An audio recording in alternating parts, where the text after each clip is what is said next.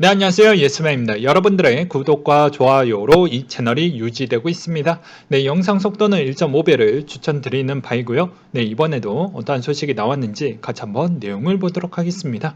네, 이번 소식 같은 경우에는 해당 보고서 내용 위주로 설명을 좀 드리겠고요.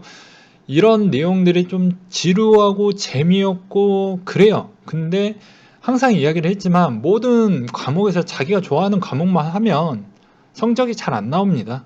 네, 그리고 본인이 원하는 그런 목표치에 도달할 수가 없죠. 뭐 예를 들어서 학생으로 비유를 한다고 하면 내가 원하는 대학을 가야 되는데 내 좋아하는 과목만 했었을 경우에는 그 해당 사항이 맞추기가 상당히 어렵죠. 버겁고 그거랑 비슷하다고 볼 수가 있습니다.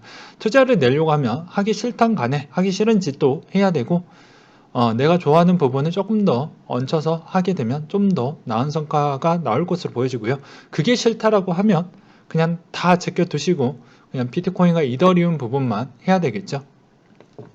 자, 그리고 그 비트코인과 이더리움 부분에 대한 공포감 부분을 어느 정도를 해결할 수 있는 부분 또한 일정 공부와 그 공부에 대한 축적된 양이 어떻게 보면 본인한테 상당히 이롭게 가능하다라는 점과 그 공부가 해당의 투자의 성과가 별로 좋게 나오지 않았다라고 해도 결혼하고 자녀한테 이런 산업 부분에 있었을 때 뭐 취업 시장에 또 그만큼 여러 가지 조언을 줄 수 있는 정도는 되겠죠.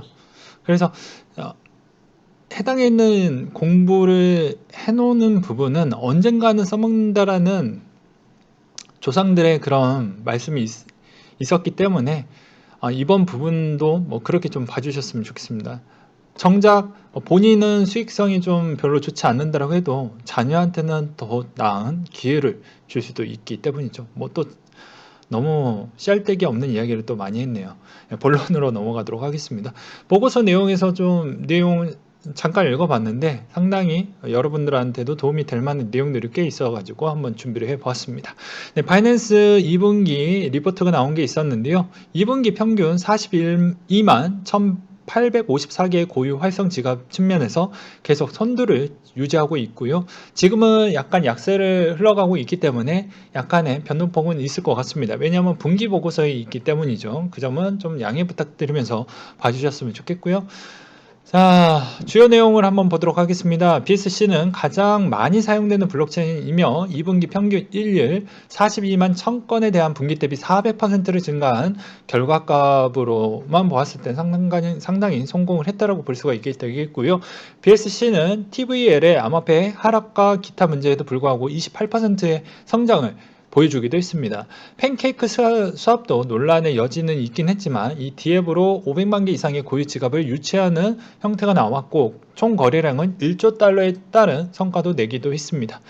6월 중 베이커리 수합도 최고 45만 8천 개의 판매가 이루어졌고요.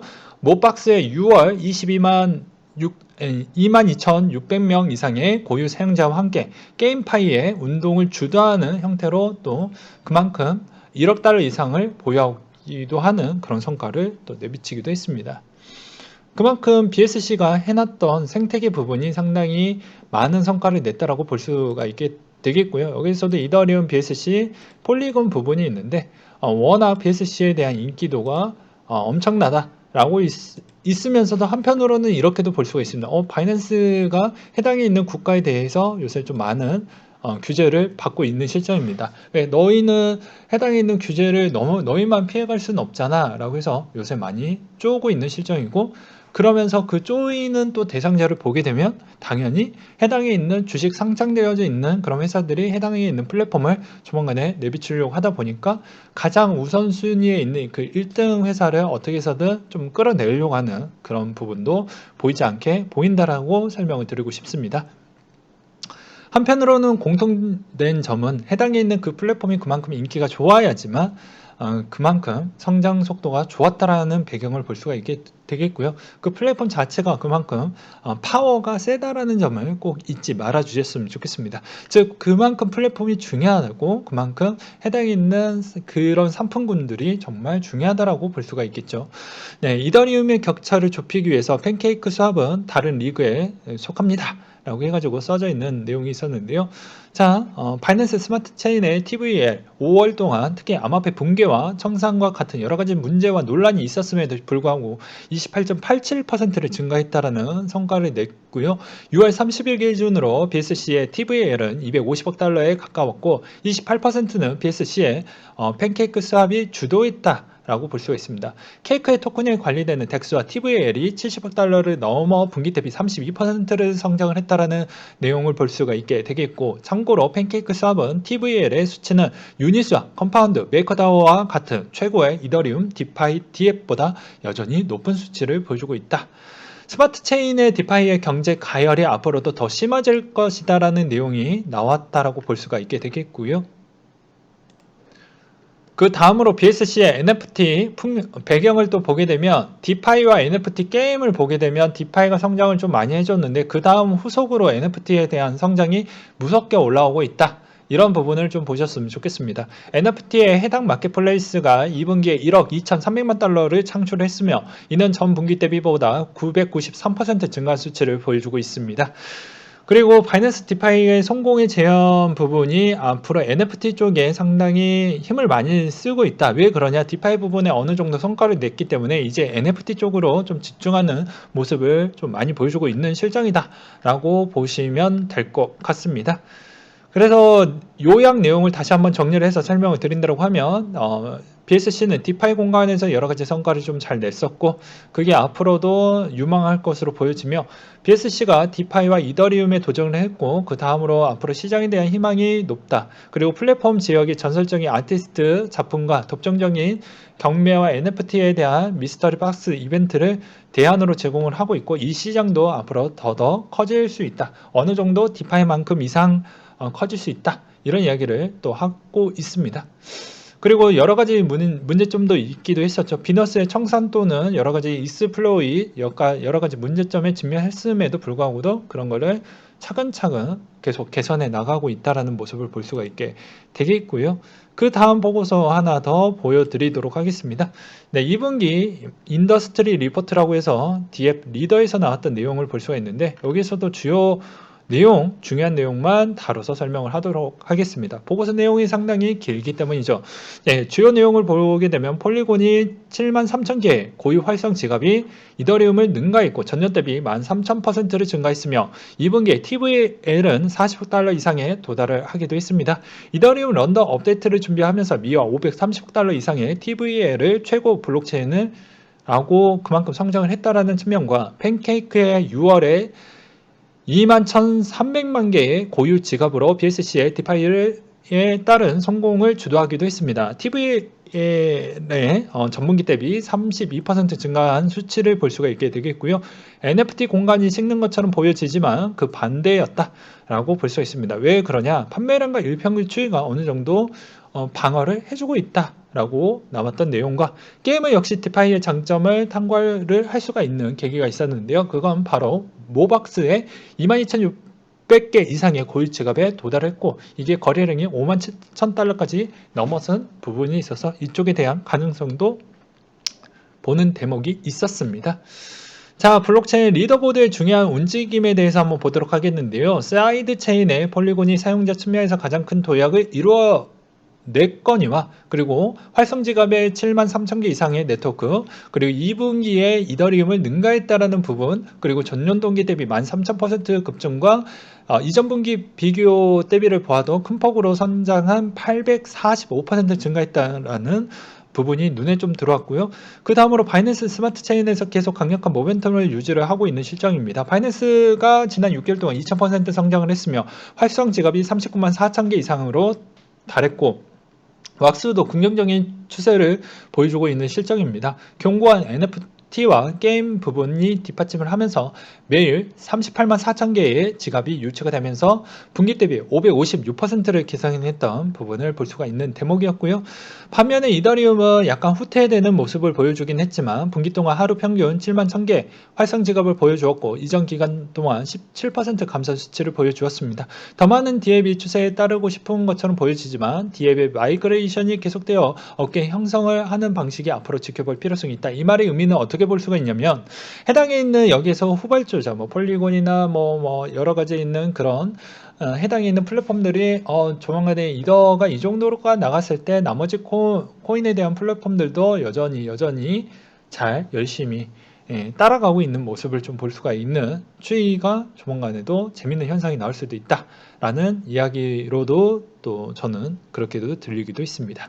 그 다음으로 멀티체인의 패러다임을 주도하는 폴리곤 부분을 볼 수가 있는데요. 폴리곤이 이제 내용을 보게 되면 여기서도 높은 거래 수수료, 확장성 같은 문제가 있어서 이런 문제를 대조하기 위해서 에이브, 스시 등등 디파이 및 게임 디앱의 이런 완벽한 솔루션이 폴리곤 기능을 확장하기로 결정을 내렸고, 폴리곤이 이동한 후 에이브의 TVL 사이드 체인이 21억 달러 정도를 달했다고 합니다. 이더리움을 고려한 전체 TVL이 22% 정도가 해당이 되며 폴리곤의 TVL이 이제 SC의 총 20%를 나타나는 정도의 비슷한 정도까지 많이 따라왔다라는 걸 알 수가 있는 대목이었고요. 그리고 여기서 아마 TVL이 뭐냐라고 보게 되면 이 약자라고 볼 수가 있습니다. 토탈 밸류 락 부분인데요. 그만큼 어떻게 보면 디파이 쪽에서 가장 괜찮은 플랫폼을 갖고 있는 힘이 앞으로의 이런 형태로 성장 가능성이 있었던 그런 쪽은 앞으로 그 다다음에도 좀 유심하게 볼 필요성이 있을 것 같습니다. 그래서 뭐 제가 보기에는 뭐 컴파운드나 에이브 뭐 정도는 괜찮을 것으로 보여지고 폴리곤도 나쁘지는 않을 것으로 보여집니다. 그 다음으로 쭉쭉쭉쭉쭉 보게 되면 디파이의 가치는 여전히 이더리움에 집중을 하고 있다. 폴리곤과 BSC 최근에 대부분 언론의 주목을 받고 있으며 폴리곤 자체가 에이브와 커브와 같은 중요한 디앱을 유인해서 이더리움의 디파이의 지배력, 그러니까 즉 이 플랫폼이 이더에서 좀 머물고 있는 걸 우리가 야금야금 뺏어먹고 있어요 라는 이야기를 볼 수가 있는 대목이겠죠. 그래서 보게 되면 6월 말까지 530억 달러 이상의 TVL에 보유한 이 체인은 여전히 디파이의 주요 지표로 60% 이상 제어를 하고 있으며 디파이의 주요 5가지 디앱은 유니스왑, 에이브, 커브, 메이커다워, 컴파운드 정도인데 이더리움이 TVL의 62%를 차지하는 점이 주목할 가치가 있게 되겠습니다. 향후에 이 부분은 좀 조정이 나오겠죠. 그 다음 시즌3에는 아무래도 누가 더 주력이 될지는 아무도 모릅니다. 근데 이 5가지는 그나마 논란도 많고 문제도 많지만 그래도 우리는 좀 유심하게 볼 필요성은 있겠다라고 설명을 드리는 부분이 될 것 같고요. 자, 이 5개의 디앱 중에 커브가 TVL에 가장 많이 개선이 되어 분기 대비 151% 인상적인 증가를 달성을 했었고, 이더리움 TVL은 15% 차지하는 바에 유니스왑은 62% 증가한 83억 달러를 기록을 하기도 했습니다. 반면 메이커다운은 TVL이 전분기 대비 21% 감소한 56억 달러를 기록을 했다고 합니다. 실제 결과를 제시하기에는 약간 이르지만 폴리곤이 의심할 여지 없이 이더리움의 디파이의 사용자 일부를 뺏어왔다라고 볼 수가 있겠죠. 그래서 이쪽 디파이 시장이 상당히 경쟁적 구도가 있지만 앞으로 기관 쪽이 들어오게 되면 이쪽 시장은 점차 더 경쟁이 심화될 것으로 보여지고, 최근에 스퀘어 그리고 페이팔 그리고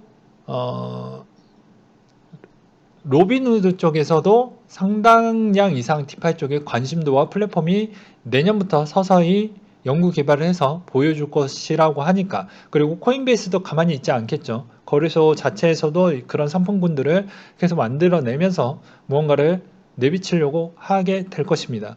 그러면 이제 여기에서 또 살아남는 자가 있고 죽어가는 자는 잘 구별하면서 봐야 되겠죠. 그 다음으로는 뭐 이렇게도 또 볼 수가 있습니다. 이 안에서도 뭐 컴파운드나 커브나 이런 쪽을 보게 되면 그 안에 있는 또 조직원의 구성들을 보게 되면 좀 재미난 부분도 있으니 이건 각자 한번 찾아보시면 아마 재밌을 것 같고요. 최근에 컴파운드랑 에이브 같은 경우에는 규제 부분에 대해서 여러 가지 SEC에 심사 서류 청구를 내고 이제 문제없이 해당이 있는 기간에 있는 물량을 받을 수 있게끔 준비를 하고 있는 단계이기 때문에 여기에서 누가 더 빨리 규제안으로 들어와서 해당 있는 상품군을 원활하게 판매를 할 것이냐가 앞으로의 디파이의 선두주자가 될 것 같다라고 볼 수가 있습니다. 그래서 뭐 지금 속도를 보게 되면 뭐 컴파운드나 에이브가 좀 더 그런 거를 미리미리 준비한다는 거는 미래적인 측면으로도 나중에 딴지 걸릴 일은 없다라고도 볼 수가 있겠죠. 이더리움의 다음 횡보는 EIP 1559에 대해서 좀 갈릴 것 같다라는 또 주장도 나왔습니다. 왜 그러냐? 고정 수수료와 팁을 통해 거래를 가속화할 수 있는 그 장점을 잘 살려서 이더리움 플랫폼 안에서 계속 놀 수 있게끔 우리가 한번 만들어 보겠습니다. 라는 이야기도 보여지기도 하죠. 그래서 내용을 보게 되면 이러한 방식으로 요금과 가스의 가격이 입찰이 되면서 변동 요금이 할당되는 대신 실시간 시장 요금이 기반으로 계산이 된다. 이 과정에서 발생하는 수수료가 소각이 되기 때문에 이도 공급이 줄어들어 디플레이션 자산이 되며 중요한 변화가 임박함에 따라 이더리움 가스 요금도 1년 동안 최저 수준에 있다는 사실을 궁금해지며 1분기 가스 가격이 거래당 약 175 정도의 변동이 있었고 아마 여러 디파이 프로토콜이 바이낸스나 폴리곤으로 마이그레이션을 하는데 촉발될 것으로 보여진다. 그래서 이들의 가격 추이가 가스 가격 추이가 좀 많이 저렴해진 부분도 있었다. 그래서 메인넷이 3개에 따른 주요 테스트넷이 있는데요. 이게 3분기 또는 4분기 부분에서 이제 진행을 할 것으로 보여지기 때문에 그것이 앞으로의 답을 찾아내줄 것 같다라는 내용이 있습니다. BSC의 청산과 착차에도 불구하고 계속 번성을 하게 된다라는 내용이 있는데요. 여기에서도 보게 되면 자, 비너스가 미화 1억 달러 부실 채권을 갖고 있음에도 불구하고도 분기 대비 성장 동력이 40% 정도 증가한 262억 달러를 도달하기도 했다고 합니다. 그래서 뭐 문제는 다 있어요. 근데 그 문제를 감안하고 우리는 투자를 할 수밖에 없습니다. 왜? 그 달콤한 수익 때문에 그런 것이죠. 그런 거를 잘 따져보고 하실 필요성은 있습니다. 예, 그거를 다시 한번 말씀을 드리는 부분이고요. 네. 체인의 성공의 대부분은 단일 디앱에 기인을 할 수가 있겠고 팬케이크 수합이 6월에 213만 개의 지갑과 같은 기간 동안 8,635억 달러 이상을 생성을 했으며 네트워크에 가장 많이 사용된 디앱은 지난달 TV에 평균 79억 달러를 넘어섰으며 전분기 대비 32.8%를 증가하기도 했다. 팬케이크의 BSC 생태계에 굳건해지는 수많은 흥미로운 프로젝트가 뒤따라오고 있으며 비너스가 25억 4천만 달러로 TV에 측면에서 두 번째로 큰 BSC 디앱이 되겠고 청산으로 인한 부정적인 영향을 받는 프로젝트가 어떻게 사용자의 신뢰를 회복했는지 확인하는 인상적인 부분이 있었다. 그리고 오토팜, 팬케이크 버니, 베리커리 수압 등등 여러가지 네트워크에 가장 많이 사용되는 디앱인데 6월에 5만 개 이상의 지갑이 구동할 수 있었으며 같은 기간 동안 71만 2천 명의 고유 사용자를 보유한 오토팜의 리더였습니다. 이러한 디앱에 발견되는 기능은 프로젝트의 다른 수직 분야에 결합이 될 수가 있다는 점과 또한 커브와 1인치, 스시, 크림 등이 앞으로 디파이 디앱의 BSC로 확장을 완료하기도 했습니다. 라는 내용이 또 눈에 들어오기도 했습니다. 그 다음으로 또 눈에 들어왔던 부분은 NFT 부분인데요. NFT가 디파이 부분에 앞으로 그 다음으로 힘을 실어줄 수 있을 만한 그런 가능성을 보여줬다라는 내용이 좀 눈에 들어왔습니다. 예를 들어 NBA 탑샷이 전분기 대비 16% 그리고 66.87% 감소를 했는데 여전히 2만 명 이상의 트레이더가 NFT 공간에 들어오고 있고 그런 게 어떻게 보면 좀 괜찮은 부분이다. 그래서 가능성을 좀 보았다라는 내용을 알 수가 있겠고요. NFT 미래에 대한 비평가는 적어도 당분간은 침묵, 아닥해야 된다라는 내용이 있습니다. 왜냐? 대중들이 채택하는 요인을 부정할 수 없고 소비자들이 이쪽에 관심도가 높다라는 걸 확인할 수 있는 구글 트렌드 부분도 볼 수가 있기 때문이죠. 그 다음으로 또 조금 더 재밌는 부분을 또 많이 넘겨서 한번 봐야 되는데 여기서 또 이오스 이야기도 있지만 이것도 그냥 제끼고 중요한 부분만 넘어가도록 하겠습니다. 게임화의 디파이 부분에 있어서 게임파이라고 해가지고 이쪽도 가능성을 많이 봤다고 하는데요.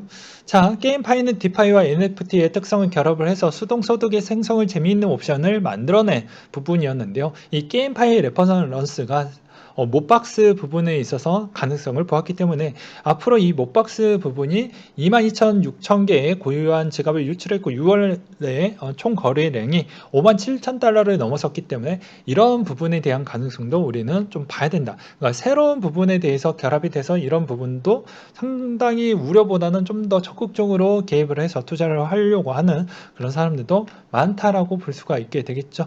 즉 블록체인의 산업이 정말 붐비게 될 것으로 보여지고 앞으로 디파이와 NFT 부분은 앞으로 괜찮을 것으로 보여진다. 뭐 알고랜드, 에이다, 폴카다, 솔라나 등등 보여지고요. 알고랜드 간단하게 이야기를 하면 밸런서가 알고랜드 첫 번째 부분에 오토메이트 마켓 메이커가 되어 이 네트워크의 디파이의 위한 길을 열 것이다. NFT 측면도 상당히 디지털 신원을 확인하기 위한 신뢰에 대한 소스를 앞으로 목표로 두고 있다. 에이다도 그런 부분을 좀 준비를 하고 있는 실정이고, 폴카닷도 비슷하게 준비를 하고 있는 뭐 계속 하고 있고, 솔라다, 뭐 테조스 뭐 다 같은 부분이라고 보시면 될 것 같습니다. 요약해서 말하자면, 자, 디파이와 NFT 번성하고 있지만 크립토 커런시는 그렇게 많지 않죠. 그러니까 앞으로 성장 가능성이 높다라고 이렇게 보시면 될 것 같고, 이제 앞으로는 이더리움이 중요한 부분이 될 것 같고, 바이낸스와 폴리곤도 이번 발전이 한 단계 그 다음 시즌에도 발전할 수 있는지가 우리가 좀 보실 필요성이 있겠지만, 여기서 이제 리스크는 바이낸스에 대한 규제를 어떻게 잘 처리를 할 것이냐, 그건 바이낸스의 몫이겠죠.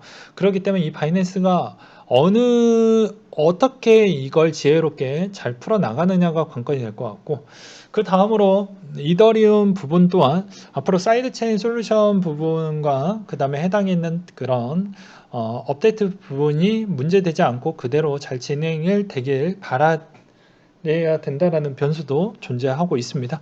그 다음으로 NFT에 대한 판매량 감소가 부정적인 인식을 받았지만 고유 지갑과 중요한 지표는 정반대였다라고 볼 수가 있었습니다. 그 이유는 뭐 여러 가지 부분이 있었는데, 기존에 이제 우리가 알고 있는 뭐 게임파이나 뭐 인피니티 부분에 있어서 인기가 좀 어느 정도 있었고 이쪽에 대해서도 성장 가능성이 있었기 때문에 앞으로도 괜찮을 것 같다 라고 보시면 될 것 같습니다. 그래서 시장이 어떤 비트코인 부정론자들은 계속 이 코인 시장 자체를 아예 부정을 하거든요.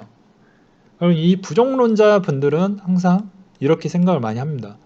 야, 이거 문제 있다. 언젠가 영원히 될 것이다. 근데 그것에 따라서 만약 이게 그냥 고지고대로 듣는 게 아니고 본인이 공부를 해서 이거가 이 시장이 정말로 존재할 것인지 아닐 것인지를 좀 확인을 해야 되겠죠. 저는 오랫동안 이 생태계가 유지가 될 것인지 아닌지 그거에 집중을 했고, 그 집중이 끝났기 때문에 계속해서 자금을 투입을 했었고 그거에 따른 성과도 내기도 했습니다. 근데 여기에서 여러분들 여기에서 고민을 많이 하는 부분과 여기에서 이제 확인이 됐다라고 해도 수천 개의 코인이 많이 있고 이 코인을 어떻게 해당에 있는 금융적 관점으로 녹여가지고 수익을 낼 수 있을 만한 요점으로 접근을 해야 되는데 상당히 어렵죠. 결과값만 가져가려고 합니다. 야, 그래서 뭐 사야 되는데 무엇을 투자를 하는 게 바람직하는데 라고 하지만 여기서도 냉철하게 두 가지 부분으로 나뉘어집니다. 네. 이게 누구나 아는 정보 부분이냐, 누구나 알지 못하는 정보이냐에 대한 차이도 있겠지만, 여기서 가장 중요한 거는 해당에 있는 여러 가지의 대신 해줄 수 있는 그런 업무가 한계가 있어요. 왜냐, 한 사람이 알아볼 수 있는 자료는 한계가 있습니다. 그렇죠. 그러면 이런 것도 대신해서 이런 영상이 올라와서 이런 내용을 한번 들어보면 본인이 그 부족한 부분에 대해서 검증을 하고 공부를 하고 그 다음에 내 자금을 어느 정도를 실을 것인지, 그 자금이 내가 부담스럽지 않을 정도 선에서 투자를 해야 되는 것이고, 만약에 그 투자 부분을 만약에 더 과하게 투자를 할 거라고 하면 그 투자 자금의 일정의 내 인생이 무너지지 않을 만큼에 따른 해당에 있는 그 시드를 다시 마련할 수 있는 그 플랜 B도 준비를 해놓고 투입을 시켜야 된다라는 부분이 있습니다. 근데 대부분 그렇게 하지 않죠. 왜냐? 인생 쉽게 살려고 하는데 인생의 이야기를 좀 잠깐 하고 넘어가도록 하겠습니다. 왜 그러냐면 저의 구독자의 1% 분들이 20대 층에 있기 때문이죠. 10대, 20대 층에 있습니다. 근데 저는 보면 뭐 이 커뮤니티에서도 여기서도 알 수가 있어요. 24세, 25세에 있는 분들이 대부분 300만 원 선입니다. 그러니까 제가 무슨 이야기를 하고 싶냐면 여기서도 이 게임 세계관과 비슷해요. 게임 세계관도 내가 노가다를 해서 돈하고 교환을 합니다. 그 게임 세계관에 있는 돈하고 교환을 하죠. 몬스터를 더 많이 잡아서 그만큼 돈을 많이 해요. 근데 누군가는 현질이라고 이야기를 하죠. 현질을 하게 되면 그만큼 시간을 줄이면서 돈으로 해서 그 돈에 더 좋은 아이템을 먼저 사는 기회가 발생을 합니다. 그러니까 게임 세계관에 대한 경제 세계관이 현실 세계관과 거의 다른 점은 없습니다. 거의 비슷한 부분을 접목을 시켜서 게임을 만들기 때문이죠. 즉 여기서도 그러면 게임을 해봤던 입장이라고 하면 당연히 인생의 사리에서도 이런 세계관에 대한 이해도가 높아야 됩니다. 왜냐하면 한없이 부자와 가난이 서로 공존할 수밖에 없다라고 제가 매일 주장하죠. 그럼 부자들은 다 같이 뭐 볼 수는 있지만 이게 일반화될 수는 없지만 예로 설명을 드리도록 하겠습니다. 공부하는 우등생과 공부하지 않는 열등생이 있는데 열등생한테는 수학이 싫으니까 내려놓고 과학이 싫으니까 내려놨잖아요. 네, 그러놓고 급여가 상당히 적습니다. 근데 공부한 자는 그만큼 지식과 노동을 제공할 수 있는 이 파이가 커요. 근데 이 친구는 해당 있는 재능까지도 만약에 없다고 하면 하나밖에 없죠. 내 육체적 노동밖에 제공을 못하다 보니까 말 그대로 노동에 대한 측면을 제공을 하는 대신에 돈의 가치를 받게 되는 구조입니다. 반대 똑같죠. 그러니까 게임 세계관과 똑같습니다. 그러면 당연히 해당 있는 연봉의 차이에 대한 갭을 줄일 수가 없어요. 그러면 그 줄이려고 하면 투자를 해야 되겠죠. 투자를 해야 됩니다. 근데 투자를 하려고 한다고 하면 어떻게 봐야 될까요? 이 똑똑한 사람은 그만큼 그 전에 사전적 지식을 많이 쌓았기 때문에 그만큼 실패율이 낮아지게 됩니다. 근데 공부를 하지 않았던 사람은 기존의 습관도 없겠죠. 공부하는 기본 습관이라는 게 있잖아요. 집중력이나 무어나 효율적으로 공부하는 방식이 다른 방식으로 공부를 한다고 해도 그만큼 시간을 매우 줄이면서 공부하는 방식을 터득을 할 수가 있으니까요. 근데 그런 쪽에도 여전히 비효율적으로 공부를 하다 보니 지치고 힘들죠. 그러다 보니까 먼저 일단 행동주의적 사고를 먼저 더 보여주게 됩니다. 그러면 당연히 여기에서는 운이 좋으면 여기에서도 수익이 나는 두 번으로 나뉘어지게 되는데 운이 좋은 자는 당연히 수익을 벌겠지만 그렇지 못하는 자는 더 나락으로 가겠죠. 그렇지만 여기에 똑똑한 친구는 여러 가지에 대한 지식을 사전적으로 더 많이 하고 더 많이 공부를 했기 때문에 당연히 이번 시장에 있었을 때도 똑같이 공부를 이 세계에서도 이 투자 세계에서도 그만큼 공부를 해왔다라는 전제 조건 하에 운도 따르지만 엄청난 배수로 돈을 벌게 되고 그렇지 못했을 때는 실패율이 이 사람 대비보다는 좀 적을 거라는 것이죠. 그러면 나중에 이 사람과 이 사람에 대한 차이는 어디에서 또 벌어지냐? 이 사람은 그래도 지식과 노동을 제공을 하면서 그만큼 해당에 있는 나이가 들면 여기서 그래도 자기에 대한 가치를 좀 더 높게 평가를 했기 때문에 연봉으로 인해서 나중에 노후에서도 어찌저찌 살아가는데 육체적 노동으로만 벌었던 이 사람은 아무런 노력을 한 게 아니잖아요. 이 사람은 엄청난 노력과 스트레스 다 감내하고 이 자리까지 온 겁니다. 그만큼 제공을 또 높게 사주는 사람이 있었죠. 그 가치를 보고. 그래서 그 정도에 대한 인건비를 해당 회사가 고액 연봉으로 책정을 해서 그렇게 쓰여지는 거고요. 말 그대로 세상에서도 그만큼 내가 이 정도에 대한 스킬이 없으면 그 정도 몸값밖에 안 나오는 겁니다. 근데 그 몸값이 나중에 늙으면 아프죠. 그리고 사회적, 국가적 차원에서 일정 나이를 지정을 해놨습니다. 네. 노인이라는 기준의 나이를 설정을 해놨죠. 노인이라는 기준에 있는 설정을 해놓으면 전문직이다라고 해도 일단은 전체 페이가 하향 평준화로 떨어집니다. 그러면 그 다음부터 삶은 힘들어지겠죠. 그래서 투자를 해야 된다는 걸 엄청 풀어서 설명을 하는 거예요. 이 토끼 친구들이 지금 젊으니까 이렇게 열심히 일을 해도 어디 아프지가 않죠. 근데 여기에 있는 관절에 있는 수명, 여기에 있는 여러 가지에 있는 몸에 있는 이런 육체적인 노동에 대한 한계가 있다라는 겁니다. 그 한계를 어떻게 줄이냐? 투자를 줄여야 되는데 투자를 너무 공부 안 하고 그냥 학생 때처럼 그냥 자면 알아서 시간이 가고 알아서 돈을 불려주겠지라는 생각이 천만의 말씀이라는 것이죠. 오히려 그런 판단력이 없어서 전체 코인이 거의 뭐 10,000개가 넘을 정도로 많은 코인이 있는데 그 많은 개 중에 사기 코인도 있고 문제 있는 코인도 있고 나중에도 원금도 건지지 못하는 코인들도 있을 겁니다. 근데 무한한 기대감으로 기다리기에는 너무 힘들고 다 사람마다 타이밍이란 게 있죠.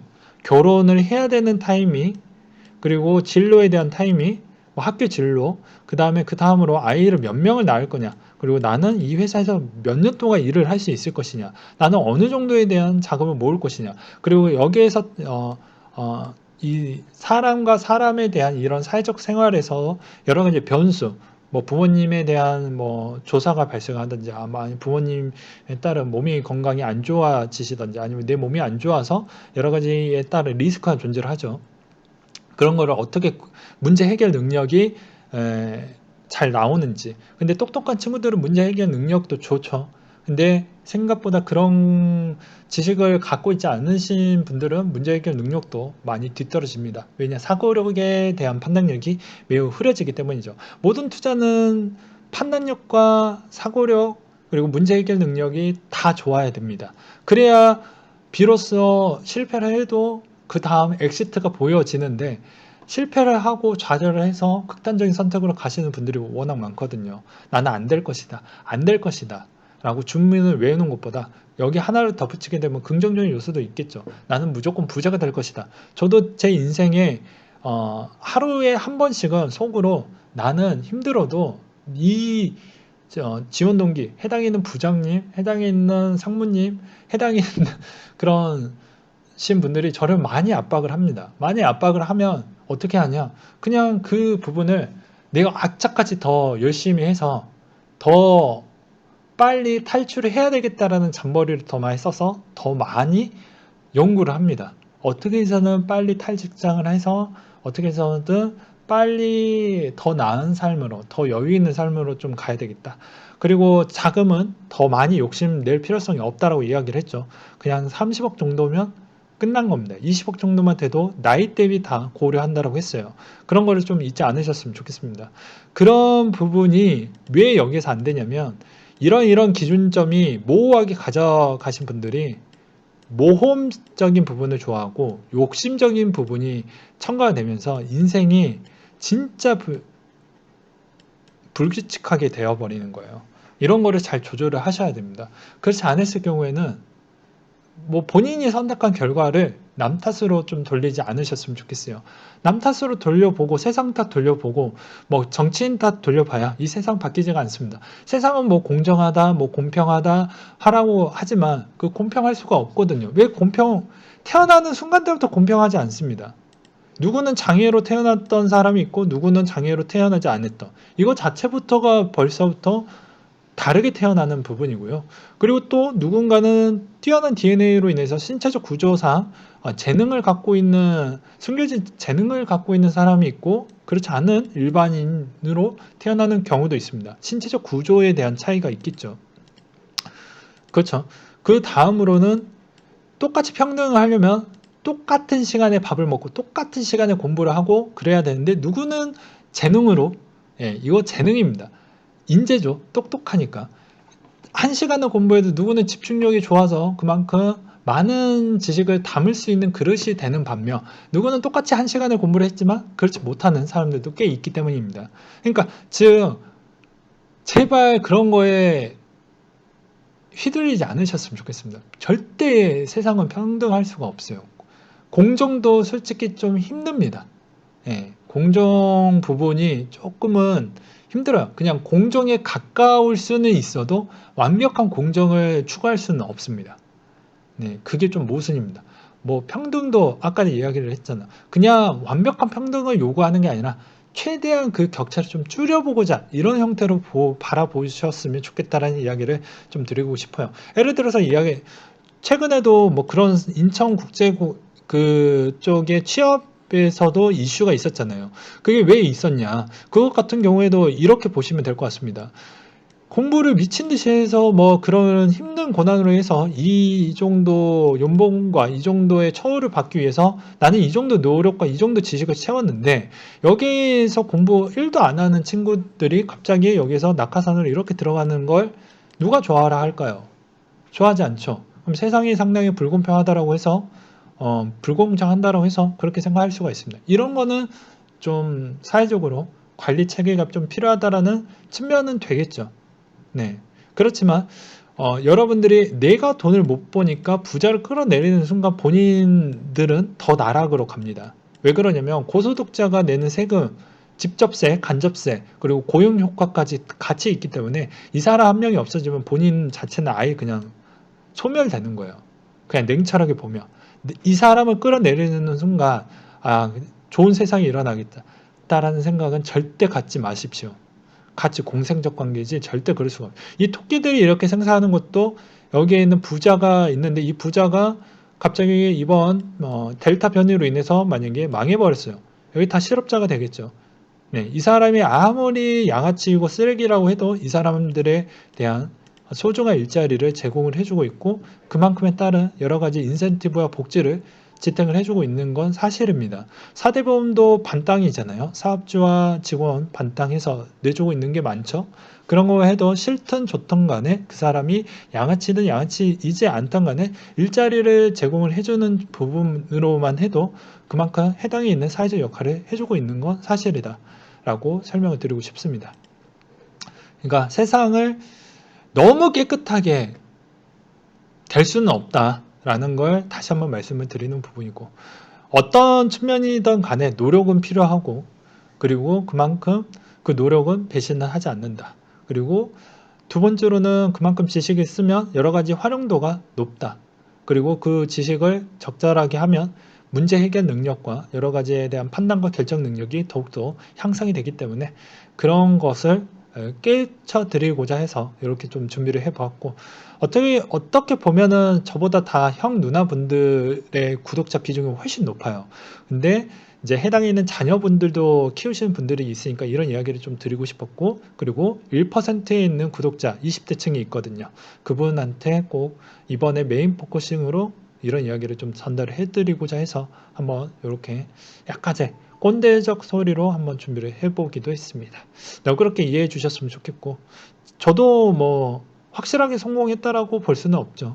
성공에 따른 뭐 다 기준이 다 제가 다르기 때문입니다. 그리고 요새 그만큼 제가 가장 우려하는 게 있죠. 그게 뭐냐?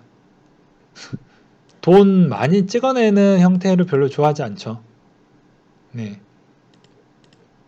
그래서 현대통화 1호 MMT가 되면 그만큼 부자 금액으로 보면 부자 순위는 맞는데 이제 그 부자 순위에 들어갔어도 세금을 유지할 수 있는 유지비가 너무 많이 들었기 때문에 돈을 더 많이 모아야 실제 직장에 한 번이라도 다시 들어가는 상황이 연출이 안 된다라는 점을 좀 알고 계셨으면 좋겠습니다. 통화량이 많이 지면서 부자도 많이 나오게 되는 거거든요. 근데 그만큼 세금 비율도 높아지게 되죠. 세금이 높아지는 배경은 그만큼 통화량 부분을 환수하는 부분도 있고 최저임금을 높이는 부분은 뭐 여러 가지 부분도 있겠지만 사회보장제도에 대한 물가 추이를 맞춰주려고 하는 그런 측면도 있겠지만 한편으로는 고용주의 부분에 대한 그 해당 있는 그 부자 부분의 재분배 효과도 있습니다. 부자가 돈을 많이 벌었으니까 그 부자에 있는 그 일정 비율 부분을 밑에 있는 친구들한테 좀 더 많이 나눠 가질 수 있게끔에 대한 제도적 측면으로도 최저임금을 좀 올려주는 배경도 없지 않아 있거든요. 그래서 그런 관점으로도 여러 가지 또 이렇게 좀 깊은 부분을 좀 보시면서 사회를 좀 보셨으면 좋겠고 사회에 따른 세계관이 정말로 중요하다. 그래야 그 안에서 돈이 나올 수 있는 포인트가 있기 때문에 그런 걸 좀 잊지 말자. 그리고 삶이 아무리 힘들어도 포기하지 말고 기회는 언젠가 온다. 그런 말씀을 꼭 드리고 싶었습니다. 네, 이상으로 마치도록 할게요.